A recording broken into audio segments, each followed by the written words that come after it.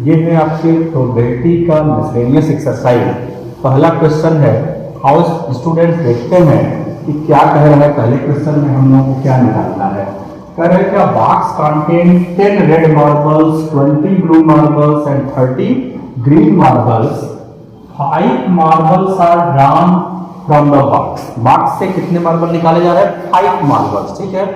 What is the probability? First part बोला गया है आर विल बी ब्लू।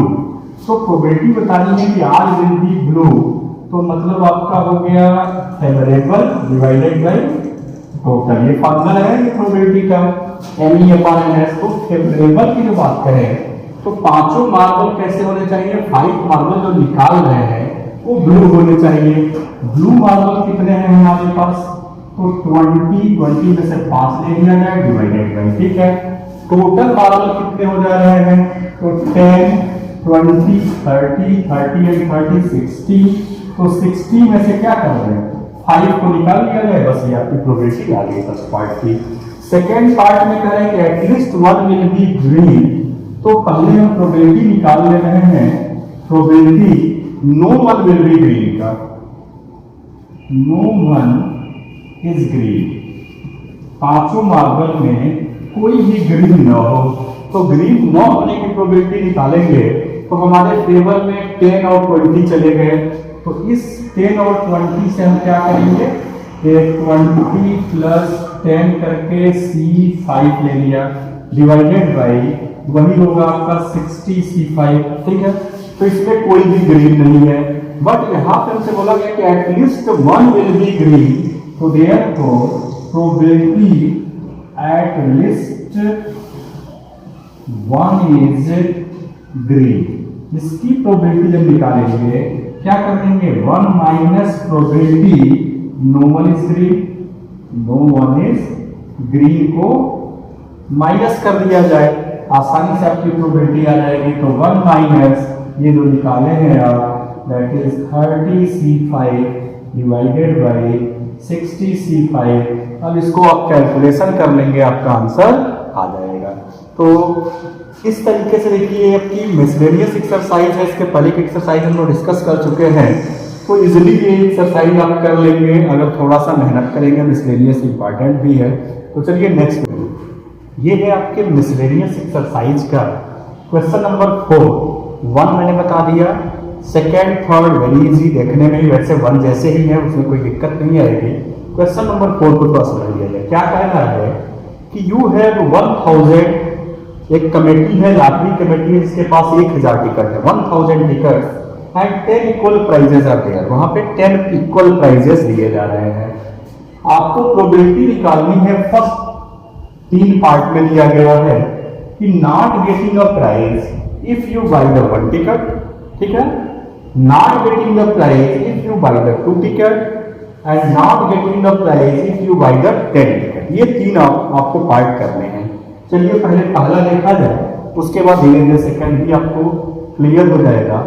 तो सबसे पहला काम कि हमको 1 टिकट लेना है, नॉट गेटिंग की बात चल रही है, तो पहले हम क्या कर ले? तो 1 माइनस गेटिंग का या तो माइनस कर ले, ठीक है, उससे निकल जाएगा। या दूसरा तरीका ये है कि हम लोग कितने पे प्राइस नहीं है वो बात कर ले, तो हमारे फेवर में जो जाएगा 9990, इतने पे प्राइस नहीं है। इनमें से हमको क्या करना है? 1 टिकट लेना है डिवाइडेड बाई क्या कर सकते हैं? टोटल आपका 10,000, इसमें से 1 ले लें, तो फेवरेबल डिवाइडेड बाई टोटल।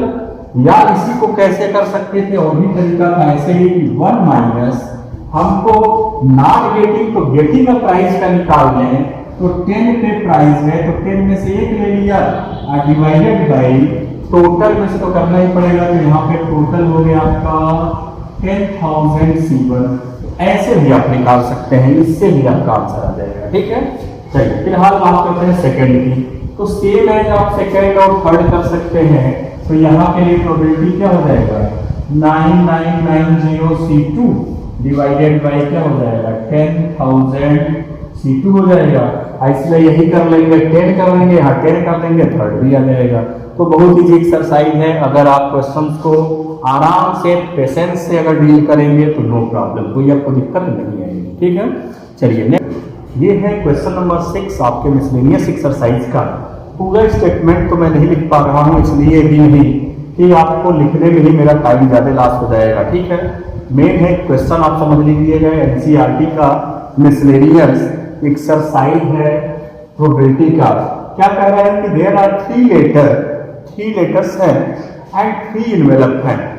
आपको प्रोबेबिलिटी बताना है कि at least 1 letter should be in the correct envelope में होना चाहिए। ठीक है, तो ये चीज करने के लिए पहले हम एनएस निकाल लेते हैं, यानी टोटल कितना सैंपल स्पेस में कितने पॉइंट होंगे, सैंपल पॉइंट, टोटल पॉसिबिलिटीज क्या होगी।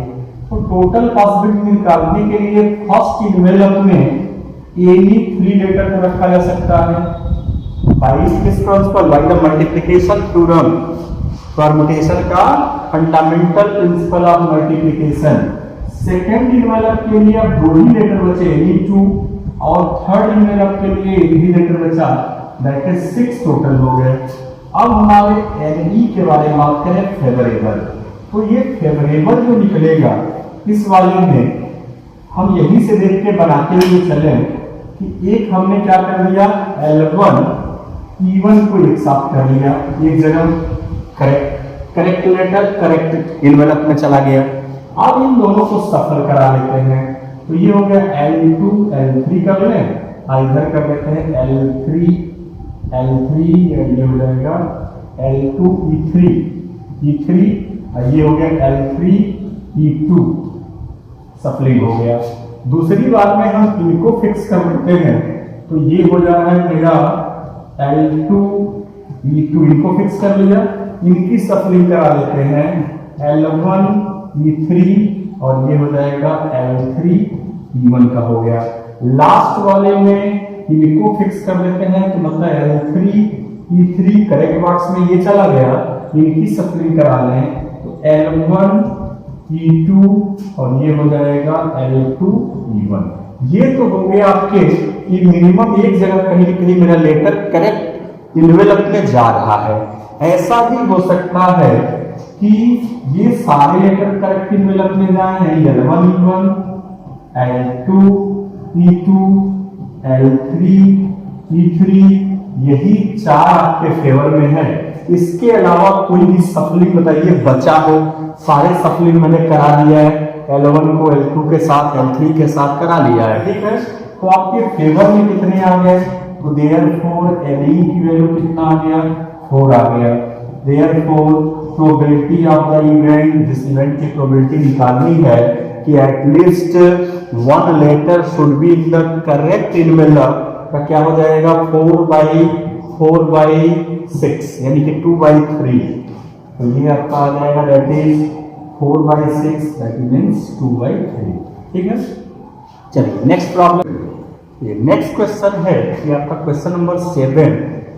क्या क्या गिवन है, क्या निकालना है, आगे देखते हैं। क्वेश्चन में आपको गिवन है कि PA is 0.54, PB is 0.69 and TA intersection B is 0.35, that find करिए probability of A union B, probability of A complement intersection B complement, probability of A intersection B complement and probability of B intersection B complement। ठीक है, तो आप easily first part के लिए तो वही formula आपको लगा देंगे। तो फर्स्ट पार्ट के लिए फार्मूला क्या है कि probability of A union B is equal to probability of A plus probability of B minus probability of A intersection B।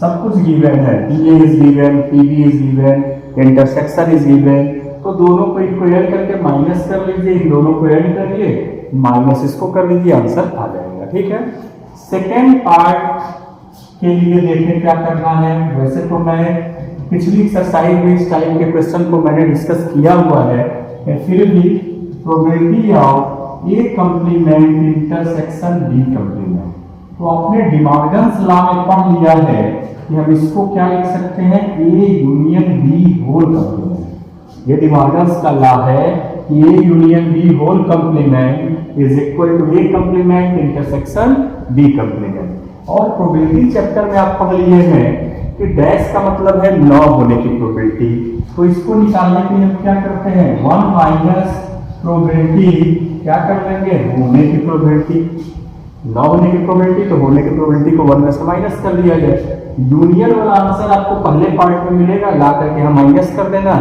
Second part आपका हो गया।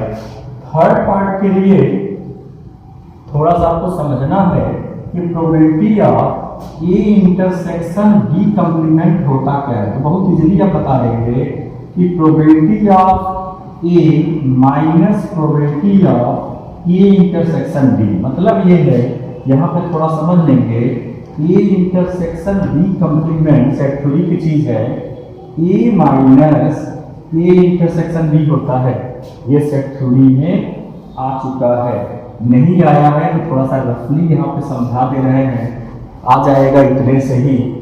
ये सेट आपका ए है, ये सेट आपका बी है, चलिए A intersection B complement, B complement का मतलब हो गया बी को छोड़ करके, यानी बी के बाहर का जितना भी पार्ट है आपका ये बी कंप्लीमेंट हो गया, ठीक है। अब क्या करना है, ए के साथ इंटरसेक्शन, तो जब ए के साथ इंटरसेक्शन करेंगे तो ये कौन सा सैडेड पार्ट आपको मिलेगा, यही आपका है सैडेड पार्ट, केवल ये पार्ट जो मैं सैडेड कर रहा हूं यही हो गया आपका left hand side. Right hand side को देखिए, ए माइनस ए इंटरसेक्शन बी, पूरा का पूरा ए है और यही आपका इंटरसेक्शन पार्ट है, तो इसको अगर आप माइनस कर देंगे तो क्या आएगा, यही तो आएगा। तो मतलब ये हो गया कि ये दोनों आपस में इक्वल होते हैं, ठीक है। तो अब प्रोबेबिलिटी की बात आती है, तो प्रोबेबिलिटी निकालेंगे तो क्या करेंगे, डिवाइडेड बाय सैंपल स्पेस, तो बात वही है, इसके लिए मैंने बताया भी है, प्लस माइनस जो भी हो, n A plus n B plus n intersection B, जो सेट थ्योरी का फार्मूला था वही से तो ये फार्मूला आया है। जहाँ एन है वहाँ पी लगा लेंगे तो यहाँ भी पी लग जाएगा, यहाँ भी पी लगा देंगे, प्रोबेबिलिटी इनकी हो जाएगी, ठीक है। तो इससे आपका सॉल्व हो जाएगा। अब देखिए थर्ड पार्ट, आपको प्रोबेबिलिटी ए की प्रोबेबिलिटी दिया हुआ है, यहाँ पे है इंटरसेक्शन दिया हुआ है, बस माइनस कर दो, आ गया। Same as question number fourth part भी आप कर लेंगे। ये है आपके प्रोबेबिलिटी के मिसलेनियस एक्सरसाइज का क्वेश्चन नंबर 9। आइए देखते हैं क्या कह रहा है क्वेश्चन। आपको क्या करना है, you have to form a 4 digit number. Question में जो सेंटेंस लिखा गया है मैंने उसको नोटेशन में लिख लिया है, समझा दे रहा हूँ, आप अपने बुक से एनसीईआरटी को लिएगा और मिसलेनियस प्रोबेबिलिटी का निकाल के क्वेश्चन नंबर 9 आप स्टेटमेंट रीड कर सकते हैं, या मैं डिटेल यहाँ पे उसको एक्सप्लेन कर ही रहा हूँ, ठीक है। आपको 4 डिजिट का नंबर फॉर्म करना है, greater than 5000 from the digit, इन डिजिट का यूज करना है। फर्स्ट पार्ट सेकेंड पार्ट, दो पार्ट दिया हुआ है। Find the probability of forming a number divisible by 5 when the digit are repeated. पहला केस यही है कि डिजिट रिपीट कर रहा है, ठीक है। दूसरे में भी यही आपको करना है कि forming a number divisible by 5 when the digit are not repeated का केस हो गया है, ठीक है। तो दो पार्ट में है, तो पहला पार्ट हम लोग देखते हैं इसको कैसे सॉल्व करेंगे। सबसे पहला काम हम लोग निकाले एनएस, यानी टोटल आउटकम। जो 4 डिजिट के नंबर बनाने हैं तो उसको तो हमें केवल ये रखना है कि 4 डिजिट का नंबर ग्रेटर देन 5000 होना चाहिए, यही एनएस है मेरा, इसी से एनएस मिलाएगा। और जो नंबर 4 डिजिट का डिविजिबल बाय 5 होगा वो हमारे फेवर में होगा, ठीक है। तो पहले हम ग्रेटर देन 5000 की बात करते हैं। ग्रेटर देन 5000 की जो बात हो रही है, ये बॉक्सेज में बना ले रहा हूं 4 डिजिट का नंबर बनाने के लिए, ठीक है। आपने परम्यूटेशन में पढ़ा है फंडामेंटल प्रिंसिपल ऑफ मल्टीप्लिकेशन, उसी प्रिंसिपल का यूज करते हैं। तो ये फर्स्ट ब्रैकेट जो होगा यहाँ पे या तो 5 या तो 7, यानी दो नंबर आप यहाँ पे फिक्स कर सकते हैं, या तो 5 होगा या तो 7। तो मतलब first box can be filled by any 2 ways. After that, second, the digit are repeated. So how many digit are here? Total digit. Total digit are 5, 7, 3, 1, 0. Total is 5. Any 5 then third place is 85, then fourth place is also 85. So then the total number greater than 5000 and a 4 digit are equal to कितना आ रहा है 2 into 125, that is 250. But keep in mind one more thing, in these 4 digit number greater than 5000, one number is also 5000 is included here. यहाँ पे एक number 5000 भी है, तो उसको क्या करेंगे माइनस कर देते हैं, दैट मीन्स 249 नंबर होगा, ठीक है। After that now calculate the favourable. तो फेवरेबल में हमको क्या देखना है कि फॉर्मिंग नंबर डिविजिबल बाई 5 होना चाहिए। अब डिविजिबल बाई 5 भी हो, ग्रेटर देन 5000 हो, वो हमारे फेवर में आएगा। तो पहली बात जैसे यहाँ का कंडीशन था एनी 2, ठीक है, लेकिन अब वो डिविजिबल बाई 5 होगा तो यहाँ या तो 5 होगा या तो 0 होगा, एनी 2 नंबर से ही बस यहाँ फिल होगा, ठीक है। तो मतलब ये हो गया कि यहाँ पे आपने क्या कर लिया, एनी 2 या तो 5 या तो 7, तभी मोर देन क्या बनेगा 5000 से बड़ा नंबर बनेगा, ठीक है। अब बीच के जो आपके प्लेसेस हैं इनको कैसे भरेंगे, 85 एट लास्ट इनको मल्टीप्लाई कर लीजिए तो ये आ गया आपका 100।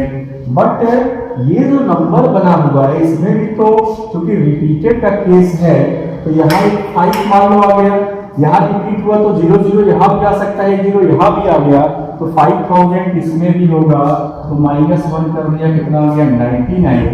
सो योर रिक्वायर्ड प्रोबेबिलिटी, अगर इस पूरे सेंटेंस को हम क्या कर लें, ई कर लें, इवेंट है, तो रिक्वायर्ड प्रोबेबिलिटी इज क्या हो जाएगा, NE/NS मीन्स 99/249। अब इसको आप क्या करेंगे, कट करके अपना आंसर चेक कर लेंगे बुक से आ रहा है कि नहीं आ रहा है। फिर सेकेंड पार्ट देखते हैं क्या कह रहा है। सेकेंड पार्ट में थोड़ा सा बस इरेज करते हैं यहीं पे, पूरा ही कर लेते हैं, ये केस बदल देते हैं, ठीक है, ये इतना इरेज कर लेते हैं। इसमें सेकेंड पार्ट जो आ रहा है वहां पे कहा गया है कि find the probability of forming a number divisible by 5 when digit are not repeated, digit are not repeated, यानी डिजिट यहाँ पे रिपीट नहीं किए जा रहे हैं।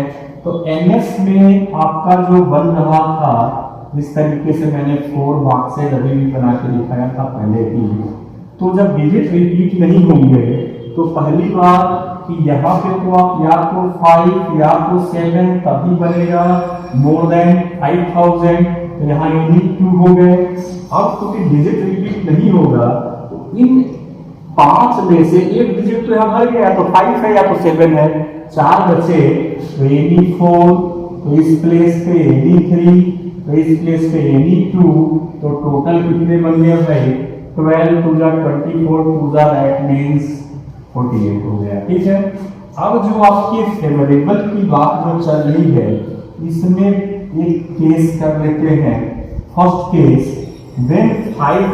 when the numbers are starting with 5, when number is starting by 5 digit से start होगा, मतलब शुरू में 5 आ रहा हो, ठीक है।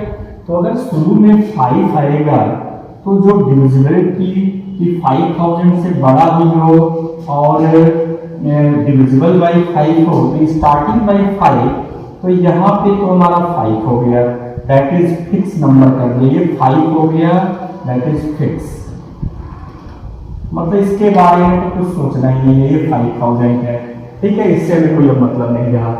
अब डिविजिबल होना चाहिए तो लास्ट में 0 होना चाहिए, ये भी फिक्स हो गया, तभी डिविजिबल होगा, तो इन दोनों प्लेस के बारे में नहीं सोचना है। अब हमारे 2 डिजिट फिल हो गए, कितने बचे यहाँ पे डिजिट, 3 बचे। तो इस प्लेस पे Any3 को भरेंगे, इस प्लेस पे Any2, तो टोटल कितने हो गए फेवरेबल यहाँ पे, 3 2 जा 6 हो गया। ठीक है, अब सेकंड केस की बात कर रहे थे, तो सेकंड केस देखते हैं, उसमें हम क्या कर रहे हैं। सेकंड केस में मान लीजिए कि आपका नंबर स्टार्ट बाई 7 हो, तब भी आपका मोर देन क्या हो जाएगा 5000।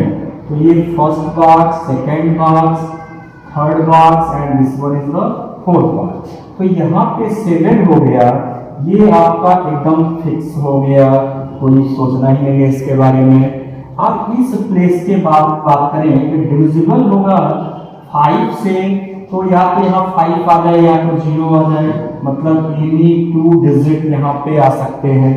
फिलहाल अब बात करते हैं, एक डिजिट यहाँ भर गया, 5 या 0 में से 5 या 0 में से एक कोई यहाँ भर गया, तो 2 डिजिट हमारे फिल हो गए, यहाँ से 2 डिजिट कम हो गए, 3 बचे। तो यहाँ पे Any3, तो यहाँ पे Any2 और यहाँ पे Any2 ही है, तो अब की बार इनसे कितना आ गया, दैट इज 12 आ गया। तो टोटल आपके फेवर में कितना हो गया भाई, देयरफॉर NE मतलब फेवरेबल हो गया 6 + 12 दैट इज 18 आ गया। ठीक है, अब प्रोबेबिलिटी क्या होगी तब, तो इवेंट की प्रोबेबिलिटी अब की बात होगी कितना, 18 डिवाइडेड बाई 48। ठीक है, अब इसको कट करके आप अपना आंसर बुक से चेक कर लेंगे। तो ये बहुत ही इंपॉर्टेंट क्वेश्चन है, अच्छा क्वेश्चन है, इसको आप तैयार करेंगे। स्टूडेंट, ये है आपके मिसलेनियस एक्सरसाइज का लास्ट प्रॉब्लम, क्वेश्चन नंबर 10। आइए इसको डिस्कस करते हैं कि क्वेश्चन क्या कह रहा है। क्वेश्चन कह रहा है कि एक सूटकेस है जिसपे 4 व्हील्स हैं, ओके, और इन 4 व्हील्स पे 0 to 9 के डिजिट लिखे गए हैं, और इस सूटकेस को क्या करना है, डिजिट लिखे गए हैं, आपको प्रोबेबिलिटी बतानी है कि वो सूटकेस खुल जाए। ठीक है, find the probability of the right sequence of the 4 digit to open the suitcase. तो जो सूटकेस खोलने का जो प्रोबेबिलिटी होगा, तो भाई ये तो फिक्स होगा, एक नंबर कोई होगा, एक ही नंबर से खुलेगा। क्वेश्चन में भी बोला गया है कि नंबर्स आर नॉट रिपीटेड, सारे नंबर डिफरेंट हैं जिनसे खुलेगा। ठीक है, तो इसलिए हमारा कोई एक फिक्स नंबर होगा, दैट इज इन फेवर में ये हो गया। अब टोटल की बात करें, टोटल जो होगा तो इन 10 डिजिट से हम कोई 4 को ही तो लेना है, 4 को पहले सेलेक्ट कर ले। इन 4 को जो नंबर आपने 4 लिया भाई, जैसे मान लो आपने लिया 4 3 2 1 ऐसा नंबर है। ठीक है, तो ये नंबर सफल भी तो कर सकता है टोटल में, मतलब 1 कभी यहाँ पे हो जाए, यहाँ पे हो जाए, तो इस तरीके से इसकी रोटेट करा देंगे, तो इसका परमुटेशन कितना होगा 4 फैक्टोरियल। अब बस इसको सिंप्लीफाई कर लेना फार्मूला लगा के, NCR।